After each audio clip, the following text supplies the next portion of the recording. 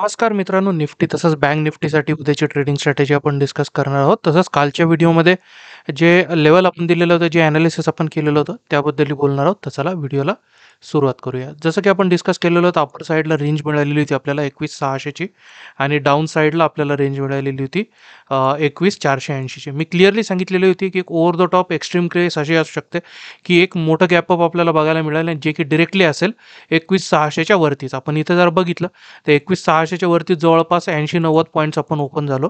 आपण इथं जर बघितलं तर पहिल्याच कॅन्डलने चांगलं बुलिश मोमेंटम आपल्याला दिलेलं दिसलं. सेलिंगचा अटेम्प्ट झाला आपण बघू शकतो, पण प्रिव्हियस जिथं रेजिस्टन्स होतं इकडून 580 पासून ते 600च्या लेवलला, इथून परत एकदा बाईंग आली, रिटेस्ट आलं. रिटेस्टने एक्झॅक्टली सपोर्ट जिथं आपल्याला एक्सपेक्टेड होता तिथेच घेतला. तिथून परत एकदा चांगली बाईंग इनिशिएट होताना आपल्याला दिसली आणि अपर साईडला आपण जे रेजिस्टन्स एक्सपेक्ट करत होतो 680 ते 700ची लेवल, तिथपर्यंत मार्केट आपल्याला फायनली गेलेलं दिसतंय. आणि 700ची लेवल आपली तशी टार्गेट होती, पण थोडंसं शॉर्ट आपण राहिलो. ऑलमोस्ट 690 पर्यंत मार्केट गेलो होतो, पण हरकत नाही, बऱ्यापैकी मोमेंटम मार्केटने आपल्याला देऊन गेलेलं आहे.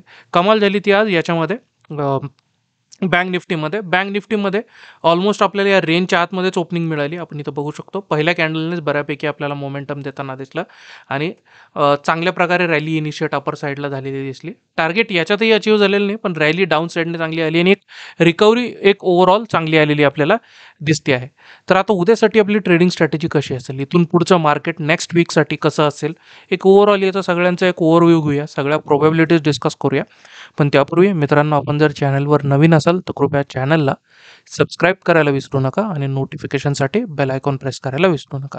तर चला उद्यासाठी स्ट्रॅटेजी डिस्कस करूया. थोडंसं डेटाकडे नजर टाकूया. डेटा काय सांगतोय, नेक्स्ट एक्सपायरी 11 जानेवारीला असेल. तर आपण इथं बघू शकतो सध्या तरी फार जास्त काही बिल्टअप नाही आपल्याकडे डेटाचा, पण 21,600 आणि फ्रेशली सपोर्ट आपल्याला इथं बनलेले दिसत आहेत 21,600 पर्यंत. आणि अपर साईडला इकडे जर बघितलं तर 21,700 पासून तर मेजर रेजिस्टन्स आपल्याला 22,000च्या लेवलला फ्रेशली बनलेले दिसत आहेत. उद्या बऱ्यापैकी याचं पिक्चर क्लिअर होताना दिसेल. बँक निफ्टीबद्दल बघून घ्या. बँक निफ्टीची 10 जानेवारीची एक्सपायरी आहे. 1.18च्या आसपास PCR आहे, न्यूट्रल आहे. इथेही जर बघितलं तर बऱ्यापैकी सपोर्ट डाऊन साईडने आलेले दिसत आहे आणि रेजिस्टन्स थोडं लांब आहे 49,000च्या लेवलला.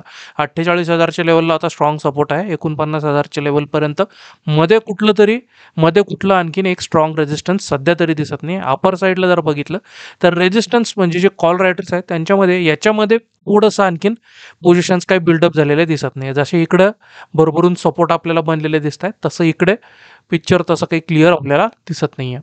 तर उद्याच्या दिवशी याच्यामध्ये बऱ्यापैकी पिक्चर क्लिअर होताना दिसेल.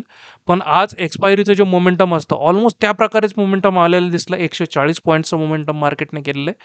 तर बऱ्यापैकी मोमेंटम आलेलं आहे. उद्या लो व्हॉल्यूम डे असू शकतो.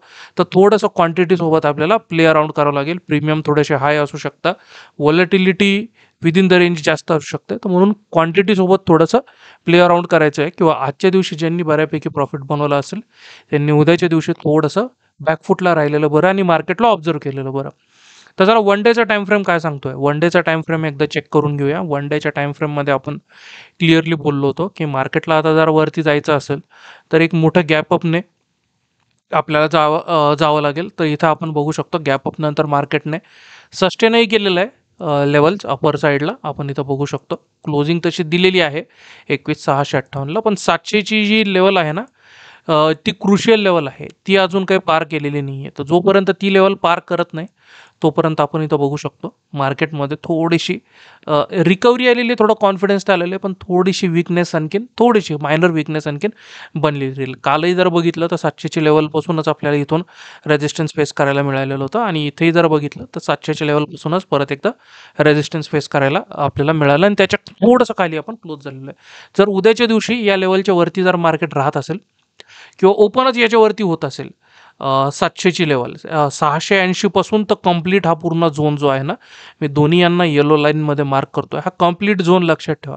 याच्यावरती जर मार्केट ओपन होत असेल किंवा याच्यावरती ब्रेकआउट देत असेल तर बऱ्यापैकी मोमेंटम कंटिन्यू होताना दिसेल. आणि आपण इथं बघू शकतो की डाऊन साईडने रॅली आली, एक्झॅक्टली इथं करेक्शन घेतलं, थोडीशी रिकव्हरी, परत एकदा इथून सपोर्ट घेऊन असं जर जात असेल तर हे एक स्ट्रक्चर आपल्याला चांगलं बनताना दिसेल आणि इथून रॅली येण्याचे इथपर्यंत तरी चान्सेस आहे. नंतर परत एकदा 21,840, कारण की प्रिव्हियसली जेव्हा आपण इथं गेलो होतो इथं सस्टेन केलेलं नाही आपण आणखीन. इथं फक्त टच करून आलेलं आहे. तर तशा प्रकारचं मोमेंटम बनताना दिसू शकतं. तर चला 5 मिनिटाच्या टाईम फ्रेमवर जाऊया. 5 मिनिटाच्या टाईम फ्रेमवरती बघूया की आपल्याला कशा प्रकारे सपोर्ट रेजिस्टन्स बनताना दिसतं आणि लेवल्स कुठल्या आपल्यासाठी रेलेव्हंट असू शकतात. तर आपण ज्याचं बोललो आहे 21,700ची लेवल क्रुशियल आहे. ही निघू द्या 600 पासून 21,680 पासून तर 700ची लेवल याच्यावरती निघालं तो मोमेंटम चांगलं बिल्डअप होताना आपल्याला दिसू शकतं. ज्याच्यामध्ये टार्गेट पहिलं ऑब्व्हियसली आपल्याला दिसेल 840 पर्यंतचं, 21,840 पर्यंतचं या लेवलपर्यंत मार्केट आपल्याला जाताना दिसू शकतं.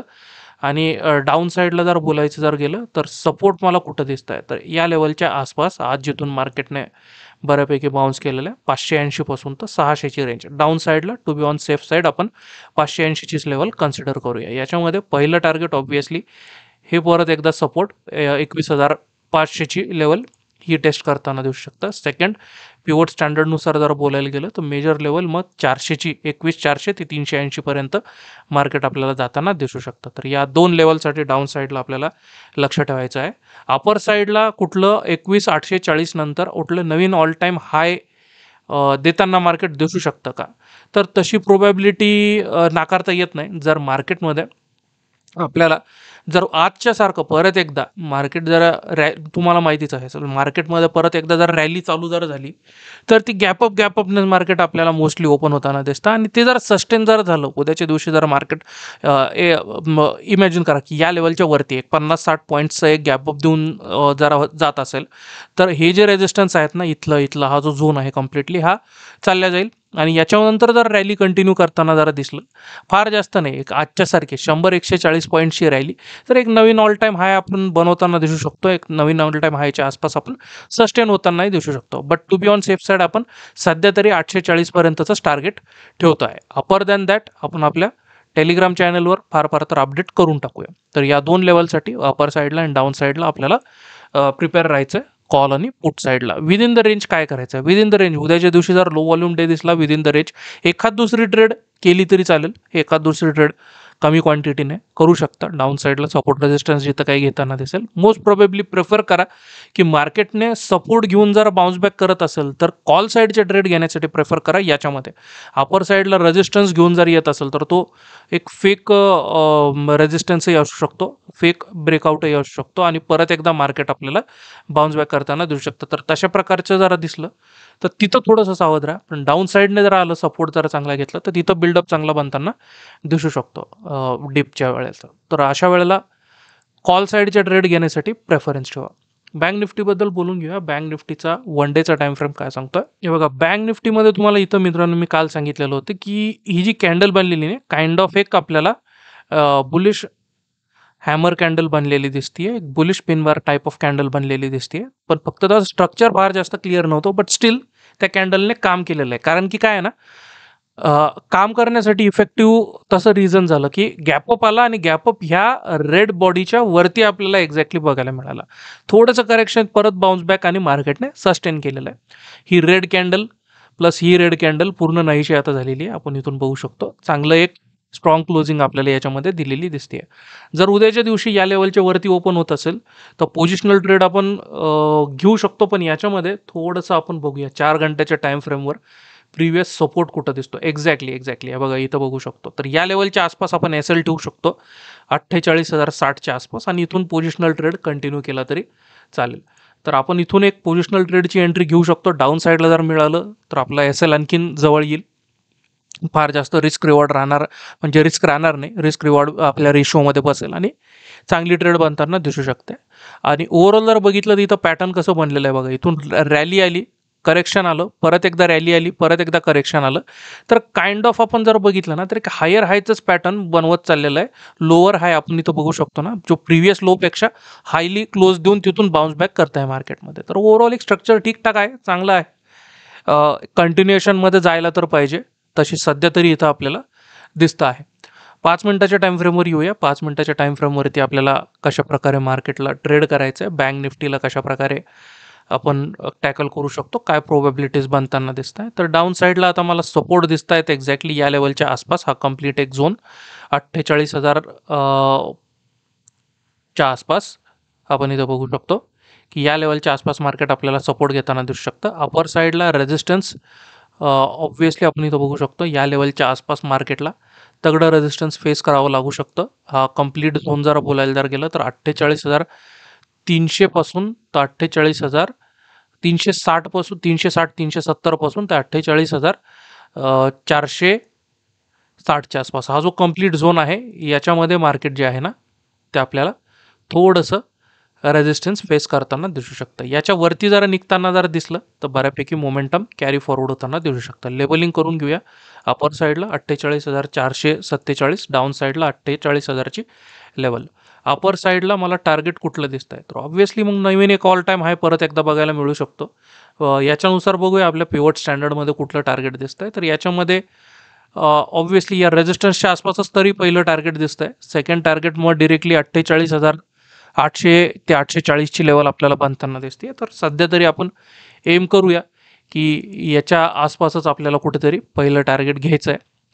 त्याच्या पुढे फर्दर मार्केट बुलिश दिसत असेल तर मग नंतर रॅलीच्या याच्यामध्ये कंटिन्युएशनमध्ये परत एखाद दुसरी ट्रेड प्लॅन करणं फार जास्त काही अवघड नाही आहे. डाऊन साईडला या लेवलच्या आसपास पहिलं टार्गेट आपण एक्सपेक्ट करू शकतो 48,663च्या आसपास.